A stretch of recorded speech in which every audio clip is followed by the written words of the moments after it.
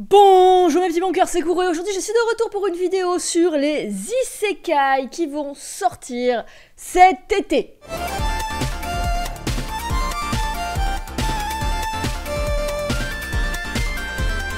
On va passer très vite, je préfère parler des nouvelles sorties, mais sur les deux suites d'isekai qui vont arriver cet été, c'est-à-dire à partir du mois de juillet. On va tout de suite parler de Overlord saison 4, alors forcément on l'attend depuis un bon moment, donc Isengol a décidé de faire de son royaume une utopie pour toutes les races.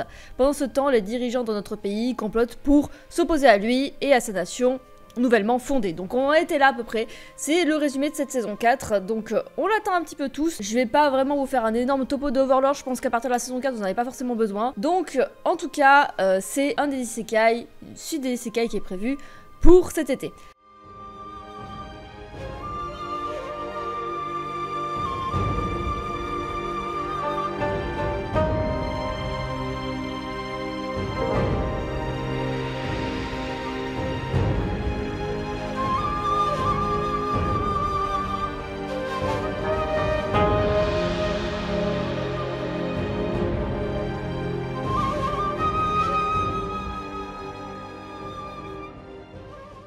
Le deuxième isekai dont c'est la suite qui va arriver, c'est The Devil Eats Part-Timer, saison 2, donc en japonais Ataraku Maou-sama 2, donc c'est, pour ceux qui ne connaissent pas, parce que c'est déjà un peu moins connu que Overlord, c'est un isekai inversé où on a le roi démon qui est transporté dans le monde des humains et qui va travailler chez McDonald's. Alors, c'est voilà, c'est de la comédie, c'est assez drôle, hein, franchement, c'est assez drôle.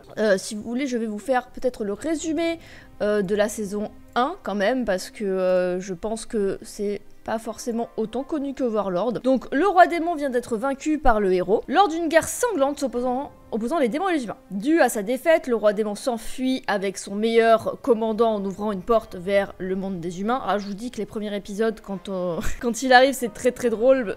Mais bon, je vous laisserai découvrir pour ceux qui ne connaissent pas. En arrivant à Tokyo, la langue des humains leur est étrangère. C'est dans cet univers que notre roi démon, rebaptisé Sadao Maou, pas aller très loin, hein, et son commandant Shiru Ashiya doivent survivre et s'habituer à vivre comme des humains. Donc je vous dis, il va aller bosser chez McDonald's. Donc c'est assez sympa et rigolo, et du coup la saison 2 arrive cet été aussi. Donc je vous laisserai découvrir, je vous mettrai peut-être des extraits, que ce soit pour Overlord ou pour ceci, il doit avoir logiquement des vidéos.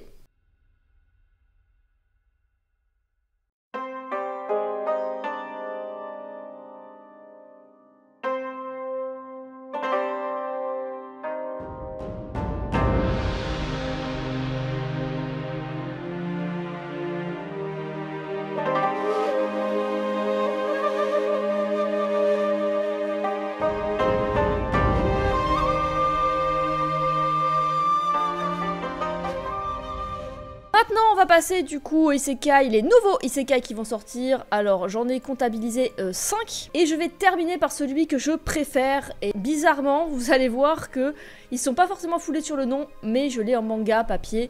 Et honnêtement, il est très bien. Mais on va commencer honnêtement par celui qui m'attire le moins. En fait, on va faire dans l'ordre, je pense. On va faire de celui qui m'attire le moins à celui qui m'attire le plus. Voilà, comme ça au moins vous serez fixé. Donc on va commencer par Coma héroïque dans un autre monde ou Isekai Oji-san.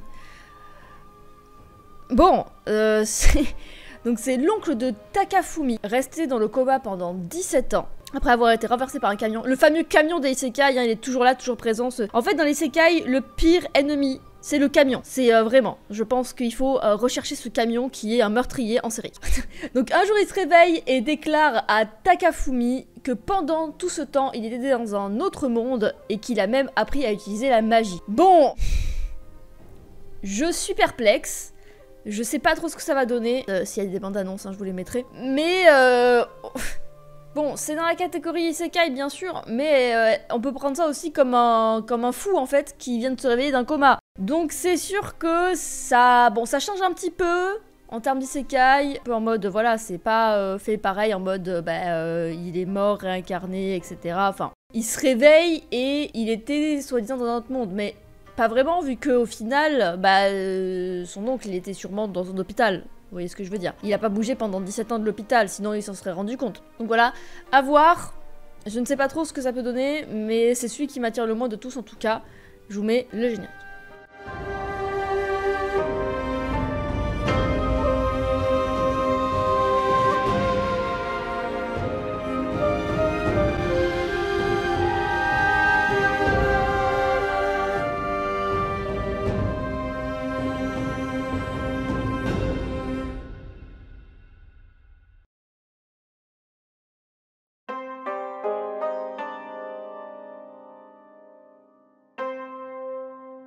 On va passer au deuxième. Alors le synopsis est vraiment très long pour le coup. Donc Isekai Yakyoku ou Parallel World Pharmacy. C'est basé sur un roman. Déjà, il y a déjà du contenu. Un jeune pharmacologue et chercheur japonais est mort de surmenage. Ça aussi c'est souvent dans les Isekai. C'est un peu les mêmes bails hein. Et s'est réincarné dans un autre monde similaire à l'Europe médiévale. Donc là on est sur chevalier, tout ça, tout ça. C'est ainsi qu'il se retrouve dans le corps de Falma de Médicis. Alors, de Médicis, je pense que pour ceux qui ne savent pas, Marie de Médicis, c'est une reine de France en fait. Je sais pas trop, c'est la mère de Louis. Enfin, croix, bâton, bâton, bâton. Il me semble qu'elle n'a aucun rapport avec la médecine, de ce que je me rappelle, donc je sais pas trop. Alors peut-être que je m'égare, elle était régente, ça c'est sûr, mais après... Il me semble pas vraiment qu'elle a un rapport avec tout ce qui est médecine, etc. Vous pourrez me dire dans les commentaires si c'est pas le cas, mais voilà, c'était le petite parenthèse. Donc un jeune apprenti de 10 ans travaillant pour un célèbre pharmacien de la cour royale, bon bah du coup là, cour royale, on reste sur le truc, voilà... reine, etc. Avec sa réincarnation, il a acquis la capacité inhumaine de pouvoir détecter les maladies. Alors ça, j'aimerais bien ça. Ça c'est bien ça. La création matérielle et la destruction matérielle. Dans une société où les pratiques médicales douteuses sont monnaie courante. Oui, hein, tout ce qui est médiéval, on brûle les sorcières, tout ça, c'est un peu tendu quoi. Le prix des médicaments fixé par la guilde des pharmaciens, ça je suis pas sûre que ça avait déjà existé, mais bon bref, rend la bonne médecine inaccessible pour les gens du peuple. Après avoir sauvé l'impératrice, Falma est autorisé à ouvrir une pharmacie dans la capitale. Il décide donc d'éliminer la fraude qui a envahi le monde et fournit aux roturiers des médicaments vraiment efficaces, développés grâce à la pharmacologie moderne. Bah oui, vu que... voilà. Ainsi, le garçon pharmacien va tricher en utilisant ses connaissances, bon, c'est pas tricher, hein, mais bon, antérieures pour créer des médicaments innovants tout en aidant les habitants du monde parallèle. Celui-là, j'aime beaucoup. Je l'ai mis au même niveau que celui qui va arriver, mais celui qui va arriver, je suis un petit peu biaisée parce que c'est un peu en mode RPG. Vous allez voir, et moi j'aime beaucoup les styles RPG, etc.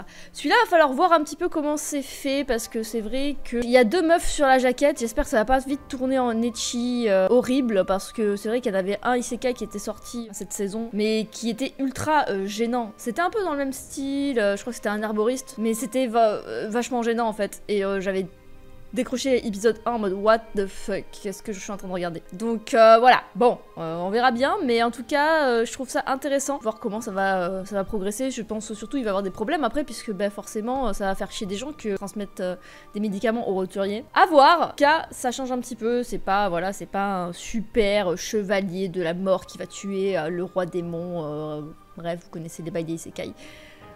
Intéressant. On passe au suivant.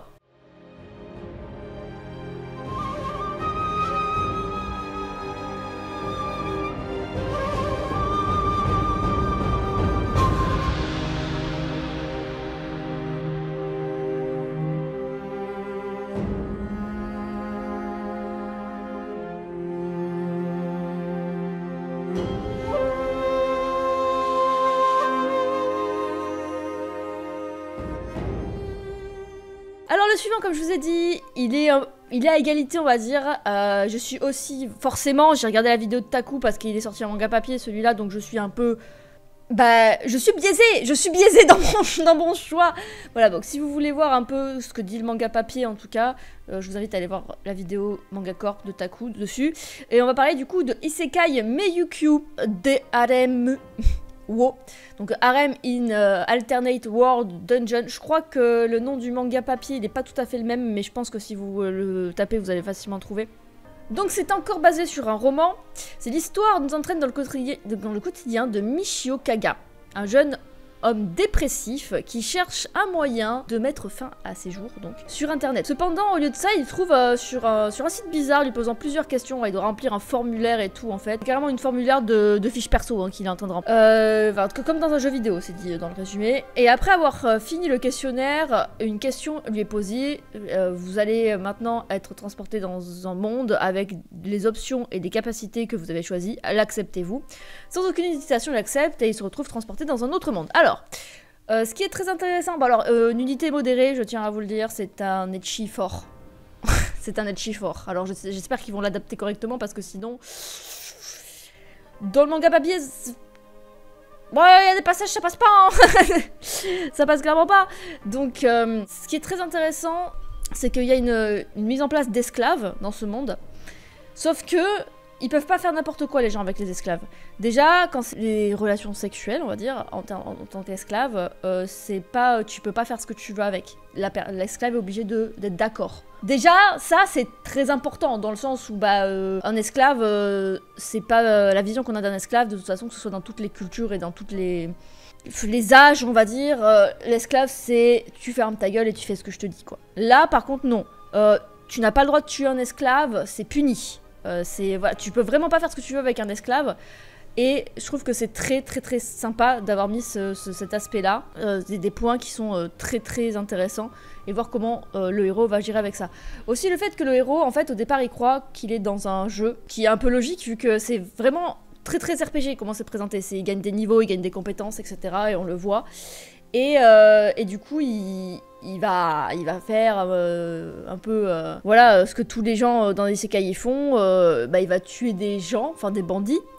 Mais là, il va se rendre compte qu'il n'est pas dans un monde de jeux vidéo. Il est vraiment dans un autre monde. Et du coup, il va avoir une réflexion. Il va en mode j'ai tué des gens, putain de merde quoi. Je suis un meurtrier quoi. Bon, après là, c'est des connards qu'il a tués. Donc au final, c'est pas. On peut penser que c'est pas grave, mais il faut quand même se dire c'est bien qu'il ait cette réflexion parce que n'importe qui normalement devrait avoir cette réflexion, que ce soit des bandits ou pas quoi.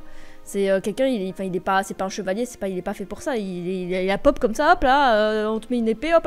Donc bon, après évidemment il y a l'aspect très ecchi, hein, si vous aimez pas ça, je pense que vous pouvez passer à côté parce que là c'est vraiment très marqué. Et à voir comment il va gérer parce qu'on se rappelle que de base il voulait mourir.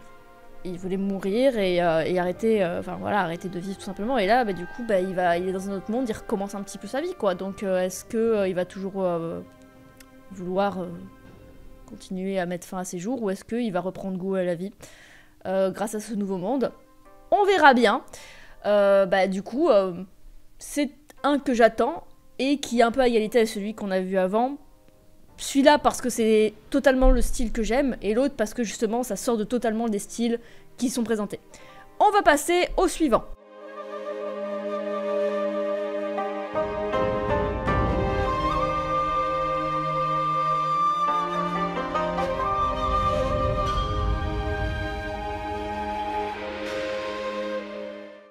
Le suivant, du coup, Korono Shukanshin, Black Summoner, en anglais, et je suppose qu'on aura Black Summoner de toute façon sur tous les sites. Donc après avoir remporté un tirage au sort inconnu, Kelvin se réveille dans un autre monde fantastique, fantaisiste, ressemblant à un RPG. Bon, la première phrase, vous avez compris pourquoi. Idée dedans. Avec tous ses souvenirs effacés, rejoint par Guide Invisible. Alors j'ai regardé les vidéos de présentation. Alors vraiment, c'est vraiment un gros amas de lumière qui ressemble à une meuf. Genre il n'y a pas de... c'est tout. J'étais en mode... Ok. Donc Melfina, il s'appelle ce guide, ouais. Qui l'informe de ses nouveaux pouvoirs d'invocateur. J'adore les isekai avec des gens qui sont des invocateurs. Bref, vous allez voir. Je suis en train de lire Dresseur dans un autre monde, là, qui vient de sortir, par exemple. Donc Kelvin voyage maintenant dans ce nouveau monde pour monter en niveau, former une équipe et devenir le plus puissant invocateur. Ok, c'est bateau. Oui, c'est très bateau, mais je suis un pigeon, ok. J'assume totalement d'être un total pigeon. Après, il a l'air un petit peu psycho, hein. Le héros, il a l'air un peu d'être un petit psychopathe. Vous verrez dans le trailer que je vais vous mettre. Mais du coup, je vais voir un petit peu ce que ça donne parce que ouais, il a l'air d'être un peu psychopathe et comment ils vont mettre les choses en mode invocateur. Parce que ouais, c'est vrai qu'invocateur c'est pas la même chose que dresseur. On contrôle quelque chose, mais c'est pas tout à fait pareil. Voir un petit peu ouais comment il va se démerder parce que vraiment, je vous dis, il a l'air vraiment d'un psychopathe. Et moi j'aime bien les héros qui ont l'air un peu des psychopathes. Bah Kirito par exemple dans SAO au départ. On dirait un peu un psychopathe aussi, genre dans le personnage qui se donne. C'était assez court pour celui-ci, c'est vrai, mais bon bah forcément, vous comprenez pourquoi je l'ai mis aussi haut dans ma liste à avoir. C'est juste par rapport à mes goûts, forcément c'est ma liste. Et on va passer au dernier, celui que j'attends le plus. Et là par contre je vais vous en dire des choses.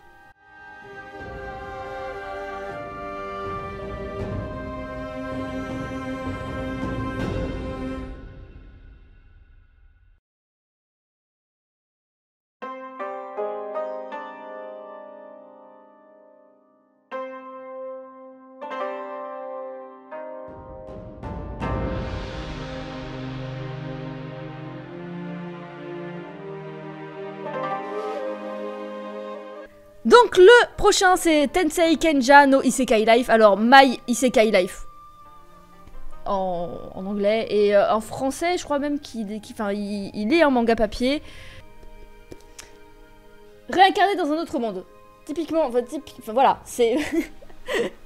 Vraiment, le titre français c'est ça. C'est réincarné dans un autre monde. Donc là il va sortir en animé et je suis bien contente parce qu'il est vraiment très cool. En plus, il y a de quoi lire, hein, je vous le dis, il est assez épais. Alors, du coup, My Isekai Life, on va l'appeler parce que ce sera sûrement ce nom-là qui va être utilisé sur Crunchyroll. Oh, je dis Crunchyroll, mais bon, ADN peut-être, on verra bien. Donc, je vais vous lire le synopsis déjà. Yuji Sano, un employé d'une entreprise un peu louche, est invoqué dans un autre monde, alors qu'il était en train de terminer son travail chez lui. Dresseur de monstres, son nouveau métier est considéré comme difficile pour un aventurier. C'est vrai que dans tous les mangas, pas forcément des mangas de isekai, de réincarnation, etc. C'est vu comme difficile parce que forcément au départ c'est des slimes en général que tu dresses quoi. Donc logique, les slimes ça fait pas très peur. Mais il faut faire gaffe. Cependant, grâce aux quelques slimes qu'il a rencontrés, il a réussi à déchiffrer plusieurs livres magiques. Alors, c'est bien beau le résumé, mais vraiment, il trouve une cabane dans la forêt, littérale, hein, où il y a des bouquins de ouf dedans. Mais voilà, genre vraiment, ta gueule, c'est magique. Genre, il y a une cabane et il lit les bouquins qu'il y a dedans grâce au slime. Donc du coup, ces bouquins lui permettent d'obtenir un second métier, sage. On y reviendra après. Donc Yuji vient d'acquérir un immense pouvoir, mais en est-il seulement conscient? Alors, oui, très vite. Sans s'en rendre compte, il va devenir l'homme le plus puissant de ce nouveau monde. Alors... comment vous dire? Déjà de 1, forcément il va aller à la première ville et il va s'enregistrer à la guilde. C'est du classique, sauf qu'en fait, il a 2 métiers du coup. Il a dresseur et sage. Et on lui dit, sage, ça n'existe pas. Quoi? Lui il est en mode, c'est ce qu'il y a écrit. C'est... je sais pas moi, je fais que dire ce qu'il y a écrit quoi. Ouais, c'est formulaire de description, c'est littéral quoi. Et du coup, en fait, grâce à Sage, il a des choses vraiment extraordinaires qu'il peut utiliser. Forcément, il va aider les villageois et il va se faire une réputation et rencontrer des esprits et des choses comme ça qui vont lui dire un petit peu ce qui se passe dans ce monde parce que bien sûr...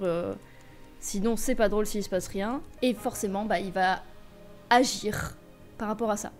Les slimes, ils sont beaucoup trop mignons. Comme on peut constater, genre, derrière, il y en a un qui a un petit bandeau, là. Enfin, moi, je les aime beaucoup, les slimes. Et bon, bien sûr, il y aura pas que les slimes. Je vous dis pas ce qu'il y aura après, parce que sinon, c'est pas drôle. Je vous dis pas non plus comment il va utiliser ses techniques de sage, parce que sinon, c'est pareil, vous allez pas découvrir la chose. Mais c'est très bien écrit et moi c'est totalement ce que j'aime et honnêtement j'étais très contente de voir un isekai classique mais qui vraiment me happe enfin.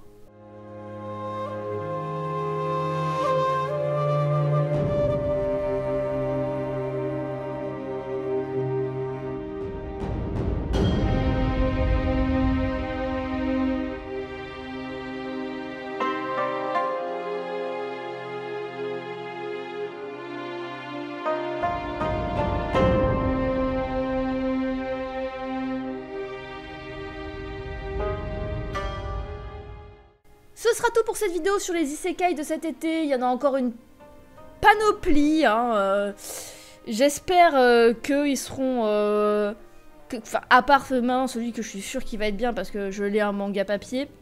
J'espère que ça va être des bons isekai parce que c'est vrai que c'est un style qui est de plus en plus répandu parce que les gens aiment énormément les isekai. Mais du coup, forcément, il y a beaucoup d'abus sur les sorties de isekai puisque ça fonctionne. Et il y en a vraiment qui sont nuls à chier, quoi. Donc, j'espère en tout cas qu'on aura un bon cru pour cette saison. Et moi, je vais vous laisser. D'ici la prochaine vidéo, portez-vous bien, c'est Kuro. Ciao, ciao.